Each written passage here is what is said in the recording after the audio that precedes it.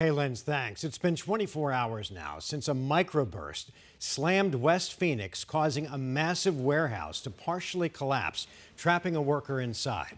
Rescue efforts continue at this hour to try to find that man. His family tells us that he's just 22 years old and a brand new father. Yes, 12 News journalist Chase Golightly is out there right now near 43rd Avenue in Van Buren. And Chase, you just spoke with fire officials. Are they any closer to locating him?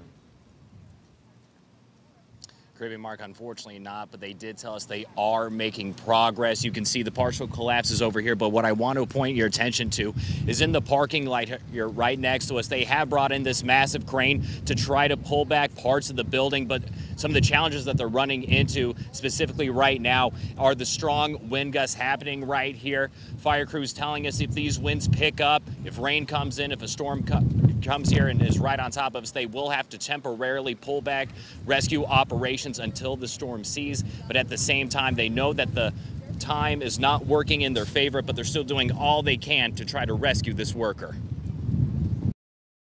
Somewhere in the rubble, a man trapped for more than a day. We are being optimistic and we are in a rescue operation. Phoenix Fire Captain Todd Keller telling us on Thursday, rescue dogs pointed to a location in the debris where they believe that person is, but can't say for certain. We drilled holes into these void spaces through the concrete and we put our search cams in there. We didn't have any sounds or any visuals of him. The warehouse is still unstable and can completely collapse at any time. How dangerous is it right now with that possibility? It's extremely dangerous. We are really cognizant of what we do.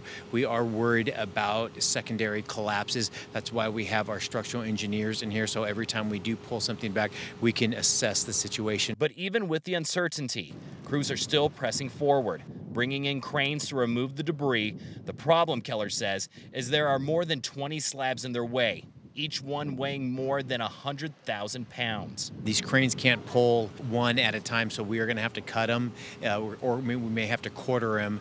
It's just too much for one of these cranes. So as soon as we start delayering this building, we'll be able to see what's underneath those concrete slabs. Which will take time to complete. And we're not going to leave until we find this individual.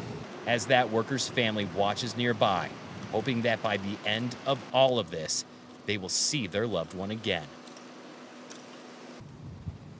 And there are currently dozens of firefighters and rescue crews currently out here right now. Captain Todd Keller telling us that they are actually starting 12-hour shifts to remove that remaining debris and those slabs and to try to find this worker. And again, when I asked Captain Keller just what kind of time frame are we talking about here, he says he really doesn't know, that they're hoping that once they start removing those slabs, hopefully they will find that worker. But like we told and like we heard, is that there are more than 20 in their way. Of course, we'll keep you updated as we learn more. For now, we're live in West Phoenix. Chase Golightly, 12 News. Yeah, we're hoping for the best for that new father and his family. So hopefully we'll get some good news coming in fairly soon. I know the weather is starting to pick up, and that could affect some of those rescue efforts. All right, Chase, thank you so much for that update.